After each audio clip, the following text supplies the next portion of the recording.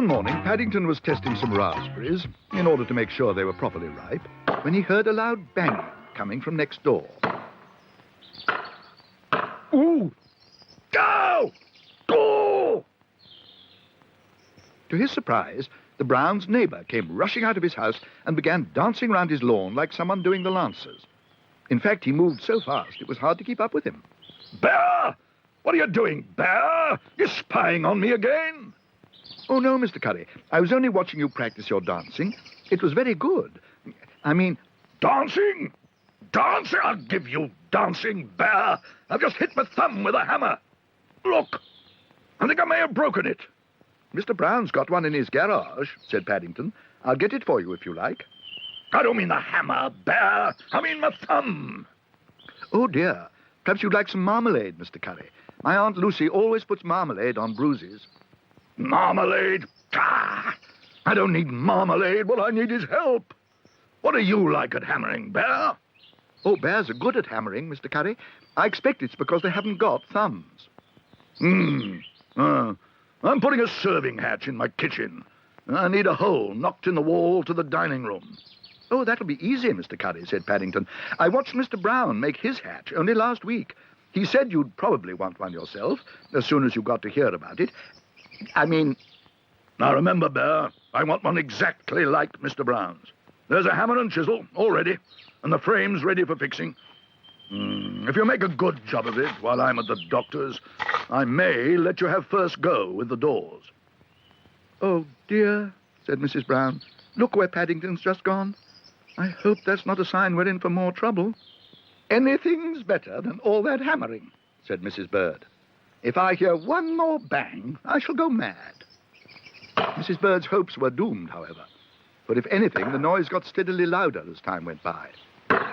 But if the noise outside Mr. Curry's house was bad, things inside were even worse. Clouds of dust billowed everywhere. In fact, it was so bad, Paddington had to spend most of the time working with his eyes closed, only coming outside for air every now and then, when he could stand it no longer.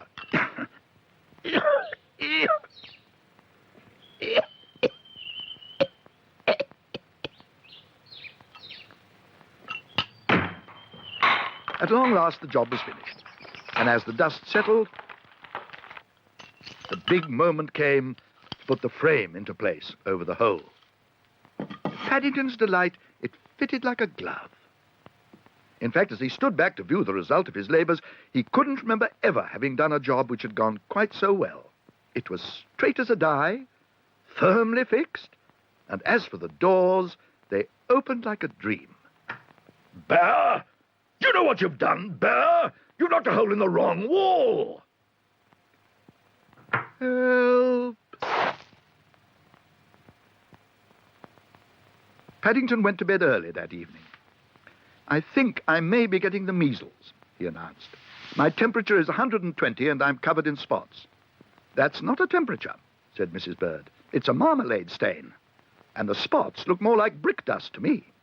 I still don't see how you picked the wrong wall, said Judy. It's because he forgot that although Mr. Curry's house is the same shape as ours, it's the opposite way round. Ooh. Paddington gave a groan at the memory of it all. I think I have something that may make you feel a little better. It's 5p from Mr. Curry. 5p? He says it's because he's so pleased with the new delivery hatch you've made him. I bet it's because he thinks he's gone one better by having something we haven't got. Perhaps, said Paddington, you'd like a delivery hatch too, Mrs. Bird? It'll be tit for tat. No, said Mrs. Bird. Tit for tat it may be, but bang for bang is another matter entirely. We've had quite enough of those for one day. Thank you very much.